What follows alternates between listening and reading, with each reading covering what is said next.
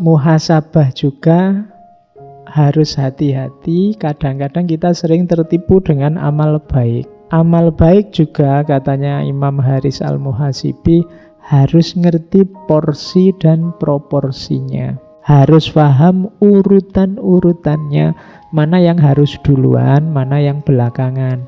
Orang sering tertipu di sini. Di antara godaannya setan katanya Imam Haris Al-Muhasibi itu kita dibolak-balik urutan amalnya.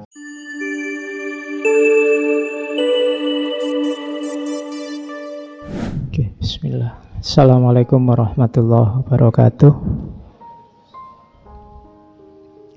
Bismillahirrahmanirrahim. Alhamdulillahirabbil alamin. Assalatu wassalamu ala asyrafil anbiya'i wal mursalin sayyidina wa maulana Muhammadin wa ala alihi wa ashabihi wa man tabi'ahum bi ihsanin ila yaumiddin.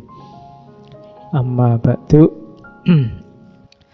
Oke, baik, kita mulai ngaji kita.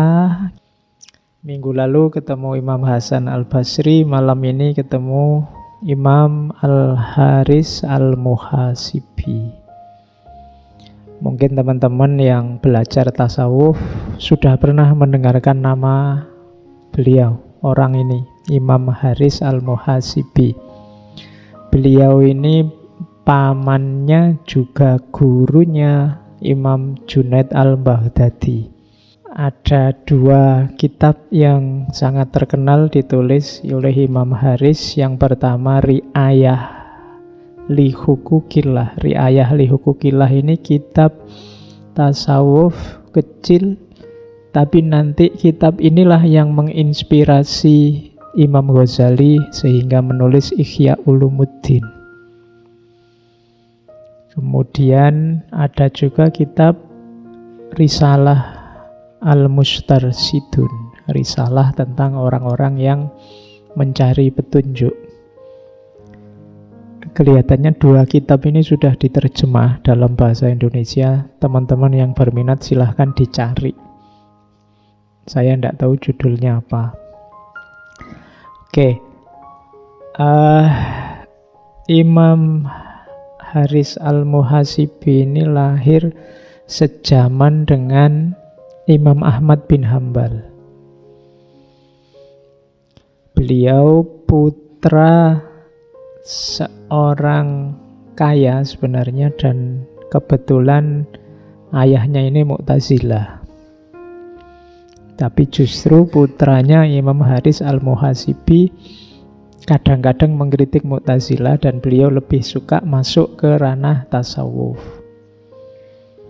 Dan menurut ceritanya, Imam Haris Al-Muhasibi ini tidak mau mewarisi serupiah pun. Duit zaman itu bukan rupiah ya. Sedirham pun warisan dari orang tuanya dibagi-bagikan ke fakir miskin. Karena memang bukan karena apa-apa, beliau memang ingin hidup secara sederhana sebagaimana seorang sufi. Oke, kita langsung saja ya ke gagasan-gagasannya untuk latihan kita muhasabah. Digelari Al-Muhasibi karena memang yang sangat terkenal dari beliau ini muhasabahnya. Jadi seorang sufi yang sangat rajin bermuhasabah, sangat aktif bermuhasabah. Kalau kita baca kitab-kitabnya itu rasanya kita dipaksa untuk meneliti diri kita terus-menerus. Ri'ayah li Hukukillah itu sebagian besar babnya isinya tentang riya. Pokoknya itu penyakit-penyakit hati.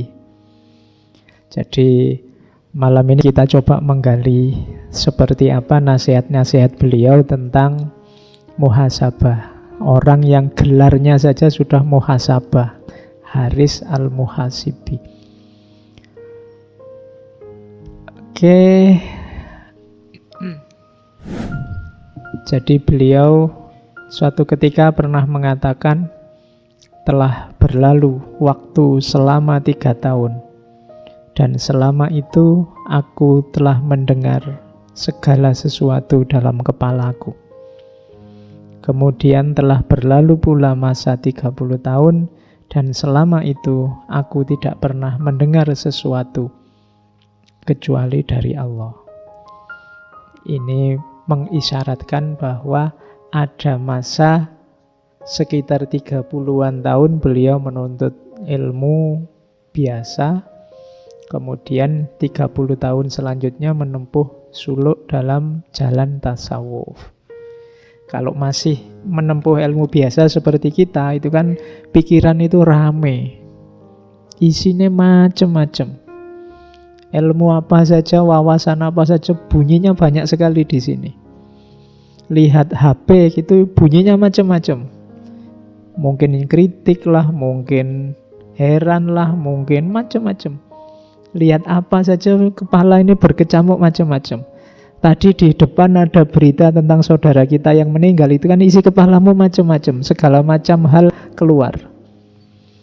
Tapi begitu menjalani suluk, tidak tersisa apapun. Yang terdengar hanya suaranya Allah.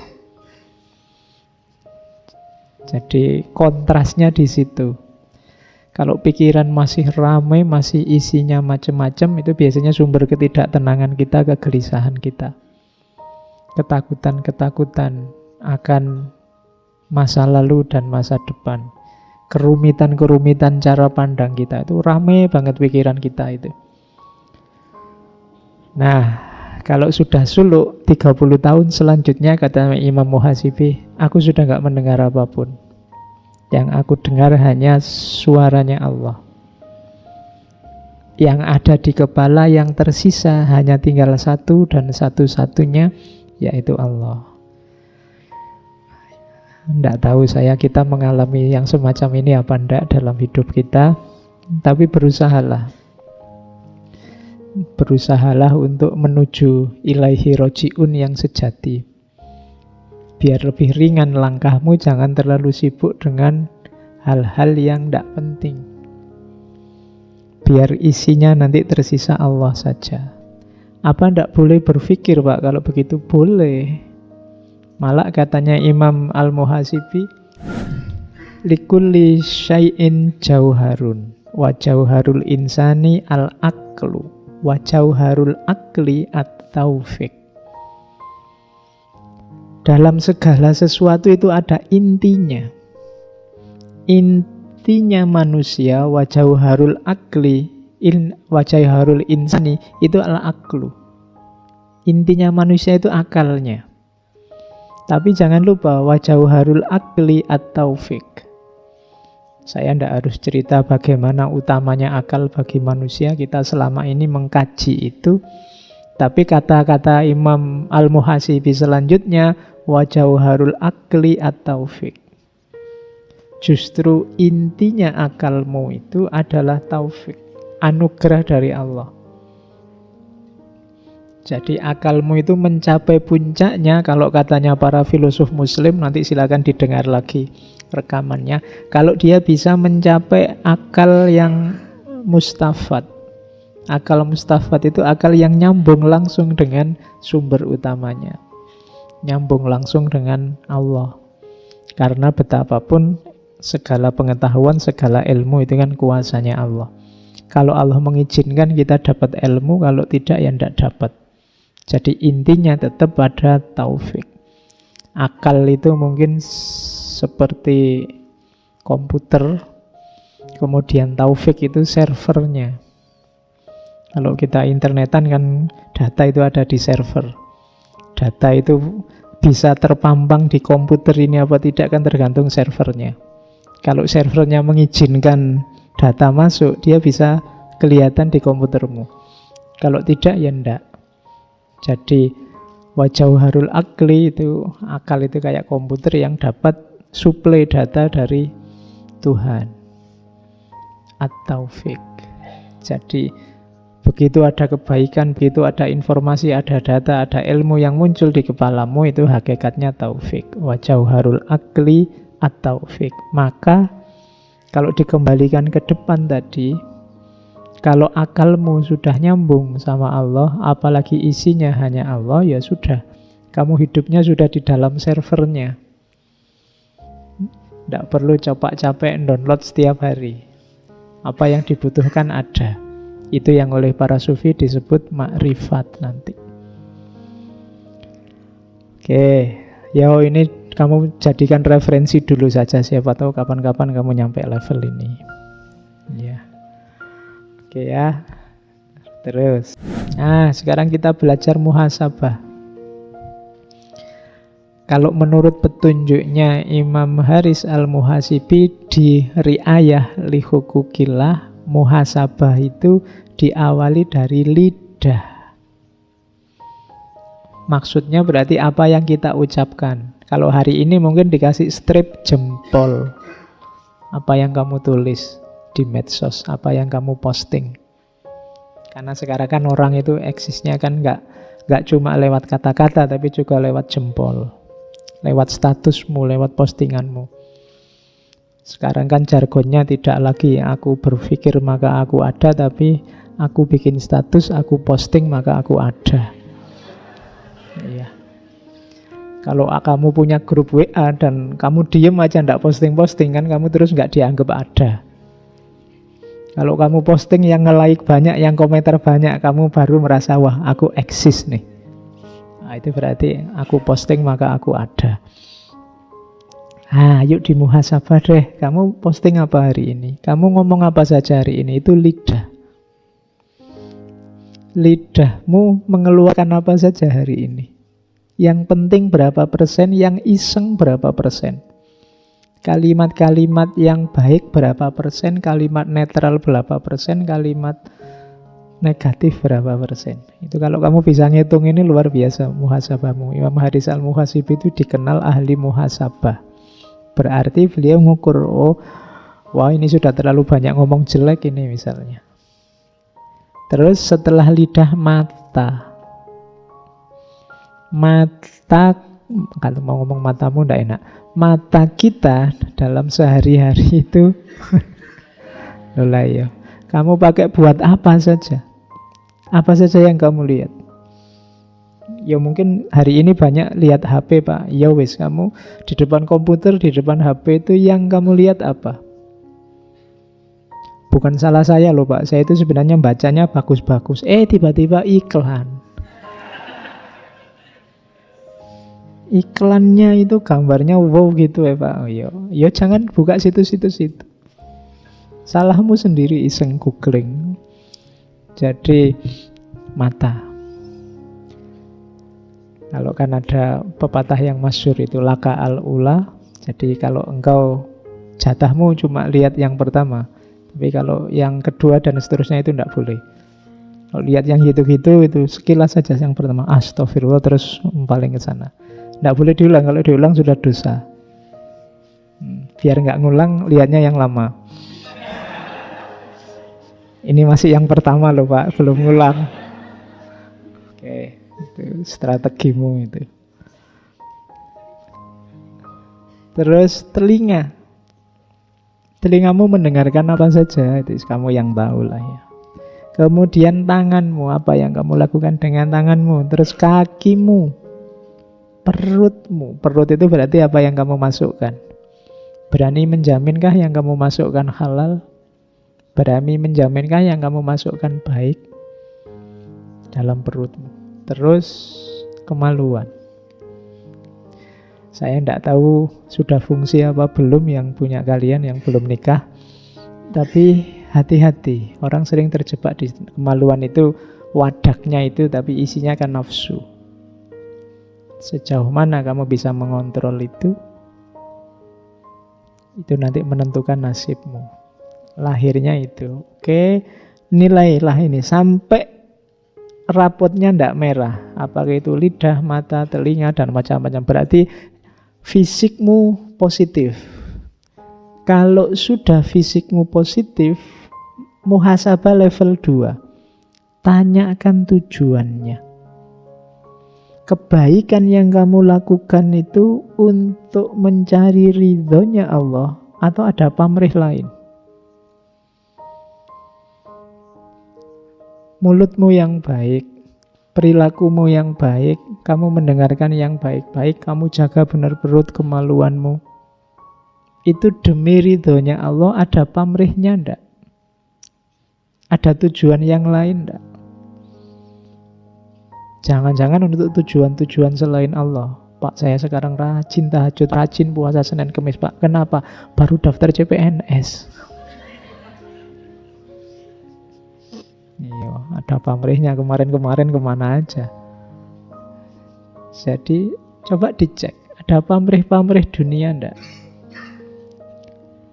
Saya sekarang rajin sholat duha, Pak. Kenapa? Lu, sholat duha itu katanya rezekinya lancar, Pak.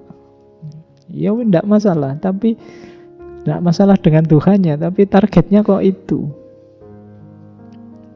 Jadi, muhasabah level 2, ayo dicermati. Kebaikan-kebaikan yang kamu lakukan itu mencari ridhonya Allah apa tidak?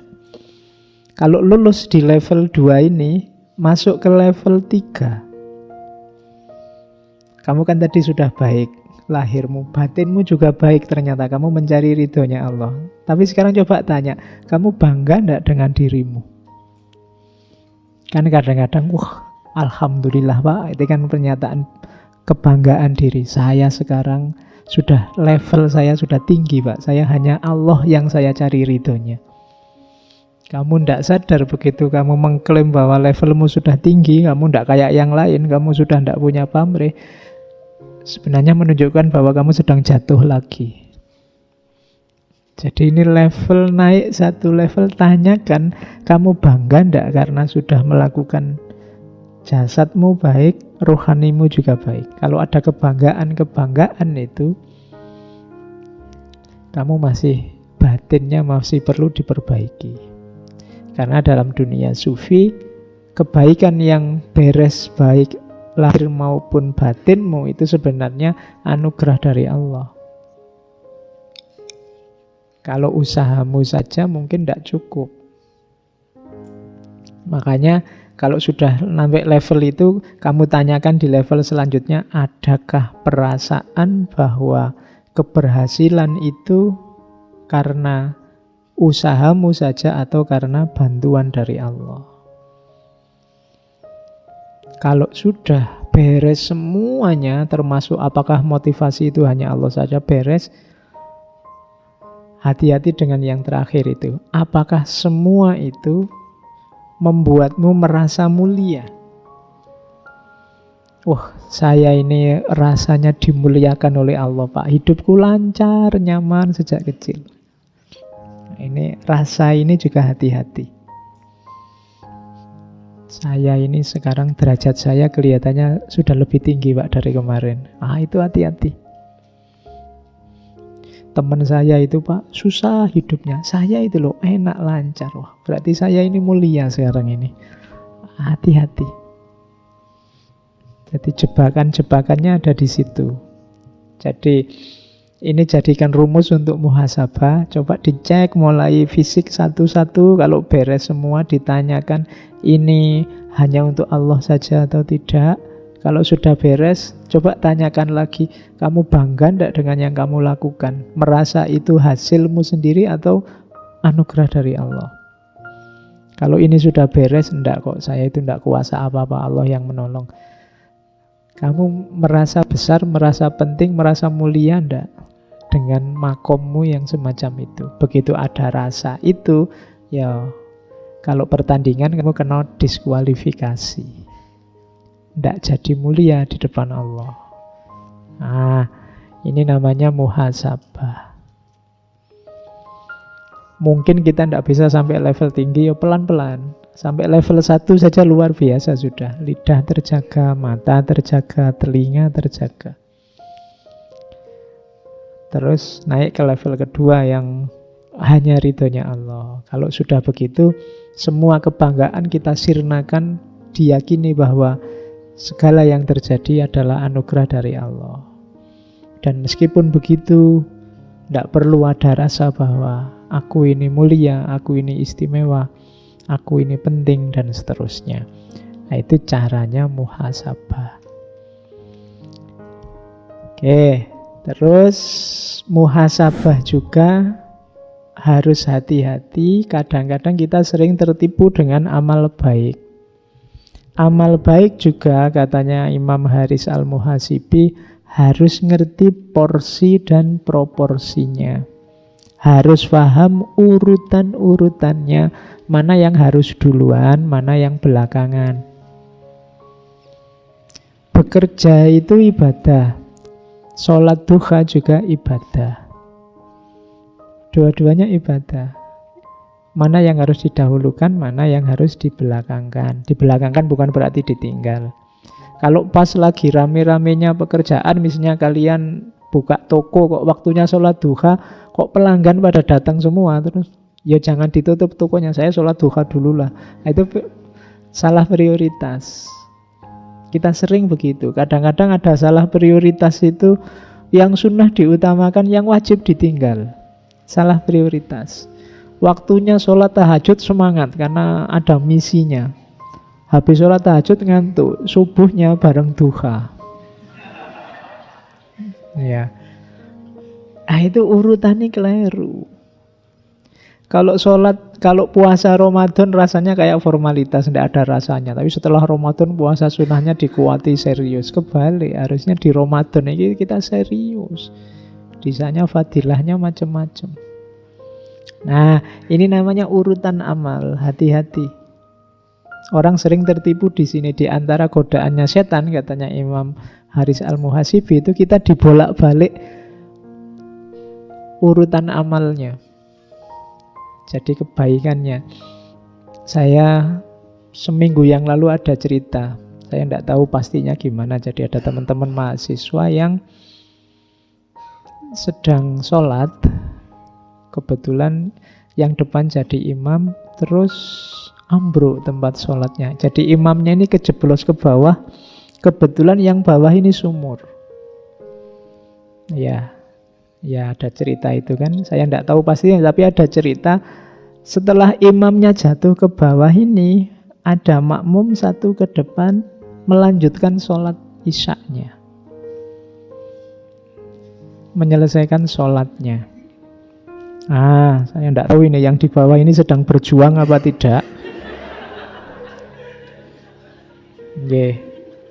Coba nanti saya masih belum jelas, tapi ceritanya begitu. Tapi akhirnya beliau yang imam ini meninggal, mahasiswa. Jadi ndak, hati-hati. Jadi ini urutan amal. Baik, sholat itu wajib memang baik, tapi nyawa juga nomor satu. Gitu loh. Ya kan? Kadang-kadang ada orang itu kan, misalnya saking, wah ini wajib ini sholat, kadang pinggir jalan besar sholat. Ya jalan sebentar sedikit di sana sudah ada masjid. Ini godaannya setan.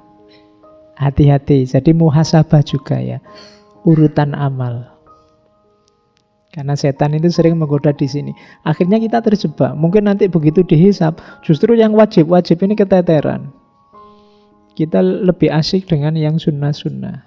Bukan berarti salah, tapi keliru urutannya, salah prioritasnya. Jadi antara makanan utama dan cemilan, kita lebih mengutamakan cemilannya. Makanan utamanya tidak tergarap. Hati-hati. Kita harus ngerti. Untuk yang semacam ini tetap kita butuh ilmu. Jadi tidak sekedar. Jadi kebenaran, kebaikan itu tidak sekedar kita tahu jenisnya apa terus kita laksanakan. Kita butuh rumus-rumusnya. Kapan dilaksanakan, dalam situasi apa, untuk alasan apa, dan seterusnya. Karena begitu salah pakai, malah bahaya, kadang membahayakan kita. Saya sering mengilustrasikan itu. Hari ini kan ada Google itu. Kita ada apa-apa nyari Google. Di Google banyak informasi, tapi kalau tidak kita pakai secara hati-hati, nanti jangan-jangan kita menggunakannya tidak pas.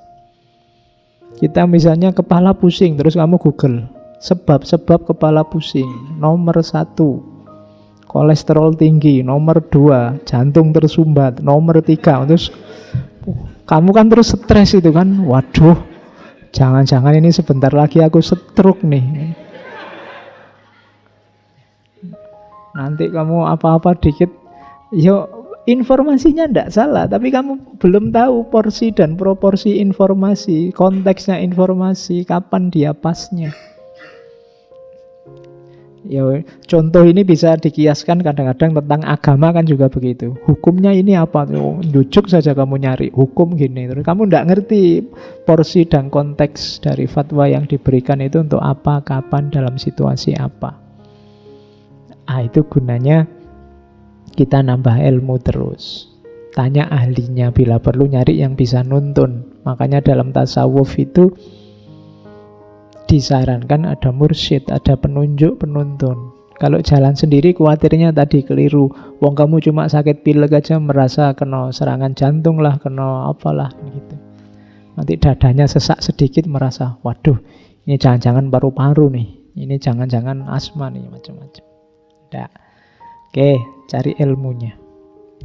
Terus, nah dalam teorinya Imam Haris Al-Muhasibi ada 3 akhlak utama. Kalau kita ingin dekat dengan Allah, 3 ini harus jadi kuncinya. Ini di Ri'ayah li Hukumillah ada. Jadi yang pertama, berhadapan dengan Allah itu senjata kita 3 itu. Yang pertama apa? Taubat. Yang kedua, khauf dan roja. Yang ketiga, muraqabah. Pokoknya begitu merasa kita sedang di hadapan Allah, begitu merasakan kehadiran Allah, 3 hal itu kita hidupkan. Kita bertaubat, mohon ampun atas semua kesalahan, semua dosa kita. Kita hidupkan lagi khauf dan roja. Kita takut akan segala kekeliruan, kesalahan kita, sambil kita berharap rahmatnya, berharap anugerahnya. Kemudian yang ketiga apa? Muraqabah. Jadi muraqabah itu merasakan kedekatan, merasakan kehadirannya selalu. Cirinya apa muraqabah kita itu sukses? 3 katanya Imam Haris Al-Muhasibi. Yang pertama malu pada Allah, yang kedua selalu mengagungkannya, dan yang ketiga mengutamakannya. Kalau dalam diri kita selalu merasakan Allah hadir dan dekat, yang pertama pasti malu. Malu itu kalau mau melakukan yang jelek-jelek, yang aneh-aneh itu malu. Jadi Allah hadir. Mungkin kamu sedang berkaca sendirian di rumah, habis mandi nyanyi-nyanyi di depan kaca, terus wah malu aku kalau dilihat Allah. Itu contoh paling gampang. Malu itu begitu. Kalau ketahuan orang tuamu begitu kamu nyanyi-nyanyi kan langsung berhenti. Kenapa? Malu. Nah, mau melakukan apapun, kalau diiringi kesadaran bahwa Allah itu hadir karena muraqabah kita sukses, itu biasanya kita akan terjaga dari hal-hal yang jelek. Begitu mau meso, sudah bilang enggak enak ya, astagfirullahaladzim. Kenapa? Kamu sadar bahwa Allah hadir. Wah, ada Allah nih, jadi enggak enak kita. Malu itu berarti apa? Sukses muraqabahnya. Yang kedua mengagungkannya, itu pasti kesadaran Allah hadir itu akan Allah yang maha kuasa, Allah yang menguasai segalanya. Dan yang ketiga mengutamakannya. Mengutamakannya itu kamu mau melakukan sesuatu, ketika kamu tahu Allah tidak suka ini, Allah tidak ridho ini, sudahlah, kuutamakan Allah saja. Mungkin kamu ujian akhir, sekarang kan masanya ujian akhir. Temanmu bawa contekan kok yo pas, kamu bisa sambil ngelirik saja kelihatan jawabannya, misalnya sebelahmu. Begitu kamu mau nyontek, Allah tidak suka yang kayak gini, malu aku kalau dilihat Allah, kuutamakan Allah saja. Itu berarti muraqabahnya sukses. Tapi kalau rasa semacam itu tidak muncul, alhamdulillah Pak, rezeki jangan ditolak. Ya, berarti kamu tidak malu sama Allah. Wong ketahuan manusia aja berbuat jelek kan kita malunya luar biasa, apalagi Allah. Makanya katanya Rasulullah itu al-ismu mahaka fi sodrika wa karihta ayatolia alaihinnas. Dosa itu biasanya ciri gampang antara lain kalau orang tahu kamu malu, kamu tidak suka. Itu berarti dosa. Apapun yang kamu lakukan, kalau orang tahu kamu malu, kemungkinan besar itu dosa. Terserahlah, kamu ngerti sendiri dalam hidupmu apa. Yang itu kalau ketahuan orang, kamu malu.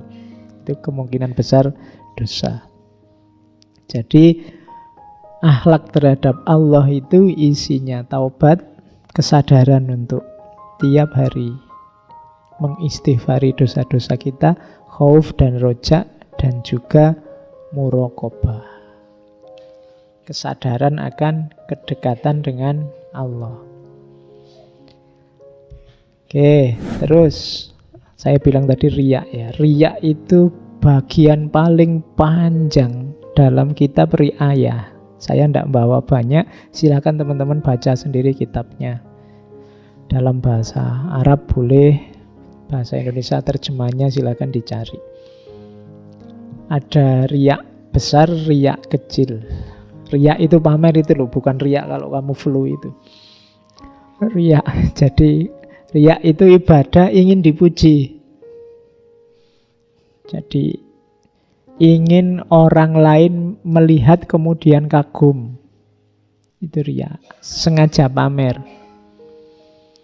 Ya mirip-mirip kalau kamu sedang narsis pingin selfie terus kamu share.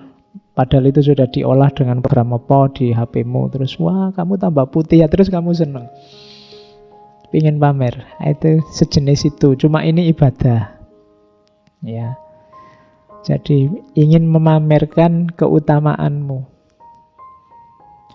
Sebenarnya orang cuma tanya yang bisa dijawab dengan satu kata saja. Tapi karena kamu ingin pamer keluasan ilmumu, kamu jawabnya setengah jam. Ini ya Pak, menurut ulama ini itu sebenarnya begini. Tapi beda sama ulama ini itu. Orangnya sampai pusing lah, terus gimana Mas? Ya pokoknya ada nuansa pamernya. Jadi hati-hati. Ada riak besar, riak kecil. Kalau yang riak besar itu ya memang cuma pamer itu tujuannya, tidak ada yang lain. Jadi kalau riak kecil tujuannya yo pamer, yo pahala sebenarnya. Saya ingin cari pahala kok Pak. Tapi kalau dipuji ya suka juga sebenarnya. Itu riak kecil. Jadi kalau tidak dipuji terus jadinya males. Mas diminta baca Al-Quran itu. Yang mendengarkan berapa orang? Wah itu alamat itu sudah. Pak diminta jadi pembicara Pak. Pesertanya berapa? Orang seperti apa? Itu berarti ada tendensi ingin pamer. Jadi hati-hati dengan riak besar termasuk riak kecil. Riak kecil itu Imam Haris disebut juga syirik kecil. Berarti riak besar itu ya syirik. Tujuannya bukan Allah lagi, tapi manusia, pujian, hanya ingin dipuji. Hati-hati karena kita punya tendensi ini. Setiap manusia itu punya daya narsisnya masing-masing. Tidak ada orang yang dipuji tidak senang itu, meskipun gayanya Allah apa sih aku ini kan gitu. Tapi apa sih aku ini tuh nadanya memang nada ingin dipuji. Aku ini bukan apa-apa kok, wong kuliah itu ya nilaiku A semua. Kemudian kan sering begitu. Nah, itu podo wae itu janjane ya pamer. Ya kan? Saya itu prihatin, Pak, IP saya turun, Pak. Berapa sekarang? 3,9. Ya wis. Oh, itu turun toh. Ya, karena kemarin 4, sekian misalnya. Oke. Jadi hati-hati dengan riya. Minggu lalu saya ceritakan kadang-kadang riya ini munculnya sangat halus. Kadang-kadang orang itu kelihatannya seperti merendah-rendahkan dirinya, tapi dengan merendahkan dirinya itu dia sebenarnya ingin diunggulkan. Kadang-kadang kamu ingin, wah sudah sadar anak ini kamu ingin dianggap sadar. Wah, anak ini sudah tobat rasanya. Kamu ingin dianggap sudah tobat, sudah hijrah nih sekarang. Nah, antara lain begitu. Hati-hati. Dan karena urusan hati itu lebih susah ngontrolnya. Kalau sekedar fisik sih gampang. Hijrah, oh kemarin enggak pakai jubah, sekarang pakai jubah, oh hijrah kamu. Nah, itu gampang kalau fisik. Tapi kalau batin susah. Kamu sendiri yang tahu. Itu ada tendensi riya atau tidak. Maka hati-hati. Terus, nah, apa ndak boleh kita beribadah karena ingin dicintai orang? Ndak boleh. Itu namanya riya. Tapi kalau kita ikhlas, dengan saya ikhlas itu ada orang yang suka, Pak. Ada orang yang terus muji, ada orang yang terus suka. Kalau itu ndak apa-apa. Aku ndak niat riya kok. Tapi kok orang terus suka sendiri, muji sendiri. Loh, kalau itu ndak masalah. Tapi pujian orang jangan jadi tujuan. Makanya tadi agak rumit ini, kita harus hati-hati. Pujian orang jadi tujuan itu kadang-kadang tidak di awal, tapi di akhir. Begitu tidak ada yang muji, terus semangat kita turun. Oh, berarti tujuannya orang. Ngaji kok begitu pesertanya sedikit, terus males. Tidak jadi ngaji lah. Itu berarti tendensinya bukan Allah lagi. Jadi harus hati-hati. Jadi bukan berarti kalau dipuji orang itu pasti riya, enggak. Tapi hanya kalian yang tahu itu tadi tujuannya Allah. Tapi terus mungkin karena memang kedekatan dengan Allah itu indah sehingga ada orang muji. Kalau ini enggak apa-apa. Tapi tujuanmu kalau hanya pujian itu, kalau itu riya. Kemudian yang kedua, ada lagi yang unik. Orang yang meninggalkan ibadah karena takut dianggap riya. Ini riyanya double katanya Imam Haris Al-Muhasibi. Kenapa? Jadi yang pertama dia dosa kenapa? Meninggalkan ibadah karena prasangka. Kamu kok GR, aku ndak pengen muji kamu kok. Kamu merasa, Pak, saya ndak mau sholat tahajud, malu ada temen. Nanti dipuji aku. Sopo sing mau muji? Jadi dosanya malah double. Kadang-kadang kan kita gitu. Aku biasa nih sih puasa Senin Kemis, tapi ini lagi kayak gini banyak temen, aku malu mau puasa nanti dianggap anak soleh lagi. Itu. Jadi ini dosanya double kalau kayak gitu. Kamu boleh ndak puasa, tapi motifnya jangan karena manusianya, karena pujiannya, karena takut dianggap riyaknya. Jadi kekeliruannya dua. Jadi yang pertama meninggalkan ibadah yang jelas bermanfaat hanya karena prasangka. Itu kan tadi prasangka. Kamu takut dianggap riyak, kamu takut dipuji, kamu takut dianggap anak soleh. Itu kan manusia. Yang kedua apa? Kamu berburuk sangka. Pada siapa? Pada orang lain. Wah, nanti aku dianggap riak lagi. Lu emangnya temanmu seanu itu? Jadi nganggap orang lain jelek. Jadi hati-hati. Boleh kok meninggalkan hal yang memang bisa ditinggalkan, tapi alasannya jangan manusia. Biasanya saya tahajud, Pak. Tapi sekarang saya tidak tahajud dulu. Kenapa? Capek saya anunya. Misalnya tidak apa-apa. Itu penting alasannya kan bukan karena takut tidak dipuji orang atau takut dianggap pamer. Kalau ada takut di situ, ya dosamu double. Karena sudah capek-capek merasa kamu baik karena takut dianggap riya, tapi malah dosa. Pokoknya motifnya jangan manusia. Ketika motifnya manusia, apakah itu menjalankan atau meninggalkan, kategorinya riya. Itu teorinya Imam Haris Al-Muhasibi. Terus dalam dunia tasawuf banyak sekali lintasan-lintasan batin, lintasan pikiran yang kita harus hati-hati. Saya tadi bilang, kepala kita ini kan rame terus. Hati kita juga rame terus. Bisikan itu macam-macam, pating sliwer. mampir selalu, kadang kita tidak sadar, kadang kita sadar. Katanya Haris Al-Muhasibi, hati-hati kalau ada bisikan harus kita deteksi itu suaranya nafsu, suaranya setan, atau dari Allah. Jangan dicampur-campur. Kalau nafsu itu biasanya sifatnya godaan. Kalau setan biasanya sifatnya tipuan. Ya, kalau dari Allah biasanya hidayah, petunjuk ke arah kebaikan. Jadi nafsu itu biasanya isinya godaan untuk pemenuhan hasrat, keinginan. Ini tidak selalu salah, penuhi saja di jalur yang benar, yang halal, dan secukupnya. Makan misalnya harus dipenuhi, tapi secukupnya saja, jangan berlebihan. Minum juga begitu, termasuk hasrat seksual. Penuhi di jalur yang benar, yang halal, dan secukupnya saja, jangan boros. Karena hal-hal yang sifatnya nafsu ini biasanya kekurangan atau kelebihan itu nanti sifatnya merusak. Makan tidak terpenuhi itu merusak. Kebanyakan makan juga merusak.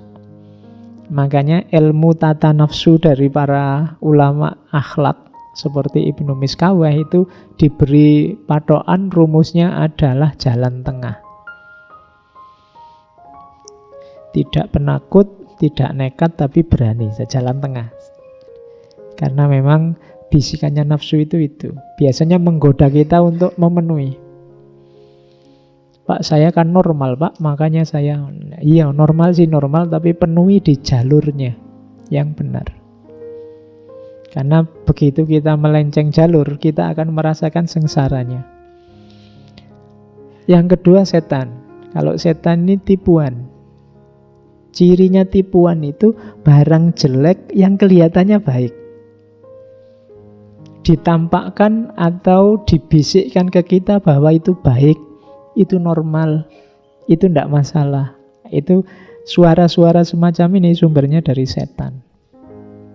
Tidak apa-apa, itu pacar-pacarmu sendiri, kalian kan sudah saling cinta, kan sudah janji sehidup semati, tidak apa-apa sudah.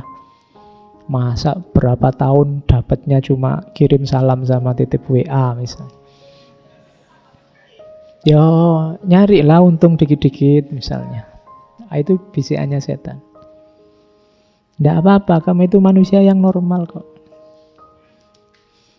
Kan lawan jenis toh berarti normal, tidak apa-apa. Lebih bahaya kalau sesama jenis. Nah, kalimat-kalimat kayak gini kalimat tipuan. Kalau ada temenmu kok menasehati begitu, berarti dia jenisnya. Iya. Jadi dia mencarikan dasar bahwa yang salah itu sebenarnya benar. Tidak apa-apa, nyontek aja. Kalau tidak nyontek, kamu nanti tidak lulus loh. Dosennya kejem itu, killer itu. Kalau tidak nyontek, kamu tidak lulus-lulus. Kalau kamu nyontek kan nanti nilaimu bagus. Birrul walidain itu. Orang tuamu senang, lu membahagiakan orang tua itu pahalanya besar loh. Yang kayak gini-gini jenisnya setan. Jadi hati-hati. Yang jelek-jelek ditampilkan sebagai baik. Perhatikan dan ikuti saja dengan serius lamhat bisikan-bisikan dari Tuhan. Itu di antara jalan komunikasi kita dengan Allah itu antara lain pengetahuan ilhamiah, hidayah kalau bahasa kita sering hari ini. Jadi ada kalimat selanjutnya, bisikan Tuhan itu sejalan dengan akal sehat, bisikan setan itu sejalan dengan hawa nafsu. Jadi rumusnya seperti tadi ya, kalau nafsu itu godaan, kalau setan itu tipuan, kalau Allah, kalau Tuhan itu hidayah, mengarahkan untuk keridhaan dan kebahagiaan. Oke, selanjutnya. Nah, ini pembahasannya tentang cinta ilahiyah. Kalau tentang cinta ilahiyah, Cinta pada Allah itu ada 3 lapisan. Lapisan pertama adalah mencintainya karena segala karunia dan nikmatnya. Ini juga jenisnya cinta, tapi cinta level pertama. Kamu dapat nikmat, kamu dapat karunia, kemudian kamu berterima kasih. Jadi cinta yang karena terima kasih. Belum sejati, tapi juga sudah termasuk jenisnya cinta. Yang kedua, cinta karena melaksanakan perintah dan menjauhi larangan. Kalau ini cinta karena kewajiban. Wah, saya harus cinta ini sama Allah karena Allah Tuhanku, Allah adalah segalanya. Ini kewajiban. Kalau di waktu kita ngomong tentang mahabbah itu jenis cinta yang sebenarnya kekurangan passion. Jadi belum ada rasanya, tapi juga jenis cinta. Jenis cinta level 2. Ada jenis cinta level 3, yaitu cinta karena memang Allah lah yang berhak dicintai. Jadi bukan karena apa-apa, ya karena Allahnya, karena engkau. Ini persis seperti syairnya Robiah Adawiyah. Jadi aku mencintaimu tidak karena apa-apa, karena engkau saja. Kalau yang kedua karena kewajiban. Wah, saya muslim yang baik, ya memang kewajibanku untuk melaksanakan perintahnya dan mencintainya. Kalau yang pertama ini kayak terima kasih. Oh, ini boleh kamu pakai teorinya untuk dalam hidup kita sehari-hari. Kadang-kadang kita susah membedakan antara terima kasih dan cinta. Wah, jasamu sangat banyak ini, tidak mungkin aku tidak cinta padamu. Sudah terlanjur ditraktir, sudah terlanjur antar jemput, sudah terlanjur. Itu mungkin rasa terima kasih sebenarnya, bukan cinta. Atau kewajiban. Wah, kita sudah terlanjur tunangan ini, sudah terlanjur menikah ini. Mau nggak mau harus cinta kan? Nah, itu kewajiban. Tidak ada passionnya, hanya kewajiban saja. Ada yang ketiga karena memang di engkau, bukan alasan macam-macam, ya hanya engkau saja. Cinta sama Allah juga begitu, ada level-levelnya. Bukan terima kasih, bukan kewajiban, tapi hanya karena engkau saja. Tapi terima kasih pun ya tidak apa-apa, itu satu step menuju cinta yang sejati. Kewajiban juga tidak apa-apa, satu step menuju cinta yang sejati. Itulah cinta ilahiyah. Ini tentang khauf dan roja. Kesedihan. Kesedihan hidup kita juga ada levelnya ternyata. Kalau tadi cinta mungkin ini patah hati. Ada yang patah hati enggak di sini? Oke. Orang yang sering patah hati itu biasanya temennya banyak. Loh iya kan, dia nembak terus ditolak, kita temenan aja ya. Oh, tambah teman. Ya. Jadi biasanya kan itu enggak apa-apa, pokoknya cirinya patah hati itu. Oke. Nah, rasa sedih. Kenapa orang sedih? Kenapa orang patah hati? Yang pertama biasanya, ini level pertama. Karena hilangnya sesuatu yang sangat disenangi. Di level pertama. Ada level kedua. Sedih itu karena khawatir yang akan terjadi besok. Kalau yang pertama karena kehilangan, yang kedua karena kekhawatiran. Kemudian yang ketiga, rasa sedih karena merindukan yang didambakan bisa tercapai, ternyata tidak tercapai. Ini yang patah hati tadi. Dan yang keempat, rasa sedih karena mengingat betapa kita sudah banyak menyimpang dari jalan ilaihi roji'un. Nah, manusia hidup pasti punya kesedihan-kesedihan. Coba diperhatikan mana yang kesedihan yang sering mengganggu dalam hidup kita. Katanya Imam Haris Al-Muhasibi, kalau bisa kesedihan yang keempat itu.